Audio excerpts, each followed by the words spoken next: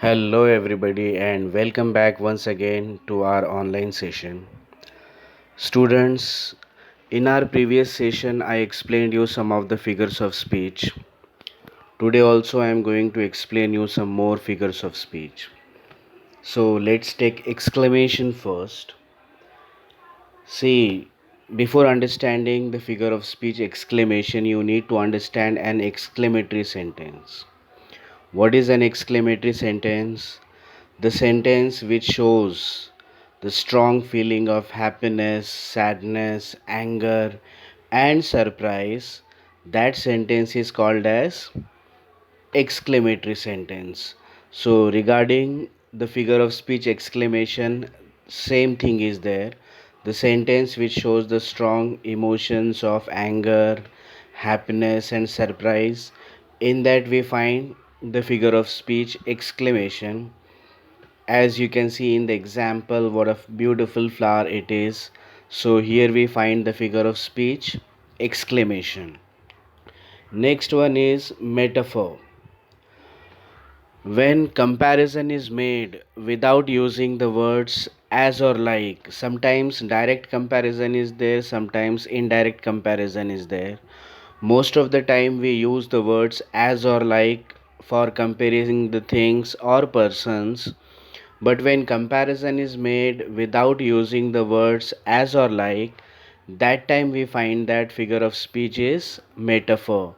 For example, as you can see in the example, life is a journey. Here, life is compared with journey, but indirect comparison is there. Means for comparison, the words as and like, these words are not used, and that's why here the figure of speech is metaphor. Now let us see the next one, alliteration. When consonant sound is repeated in the sentence, that time the figure of speech is alliteration. You know that from A to Z, total 26 letters are there, and out of those 26, A, E, I, O, U, these 5 are called as vowels, and remaining 21 are called as consonants.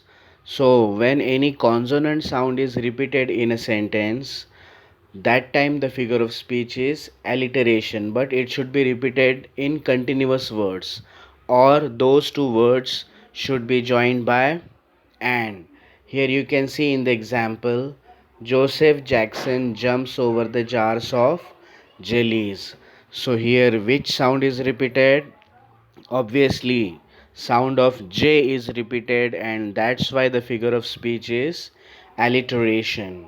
Now see next one, onomatopoeia.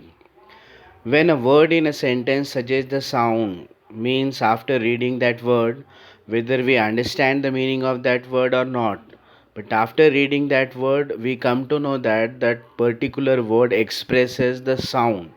Okay, so when any sound suggesting word is there in the sentence, that time the figure of speech is onomatopoeia. As you can see in the example, the window shut with a bang. Here the word bang is there, which is expressing the sound, whether we understand the meaning of bang or not.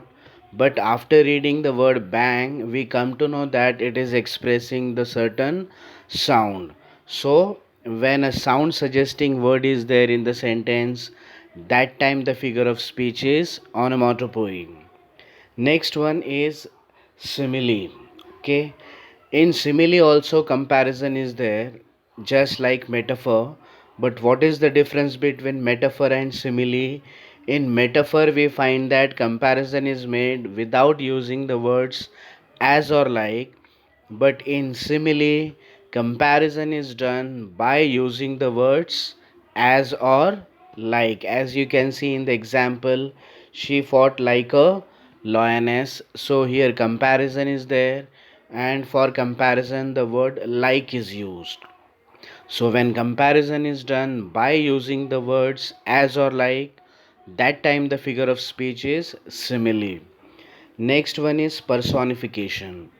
When human qualities are used for non living things, that time figure of speech is personification.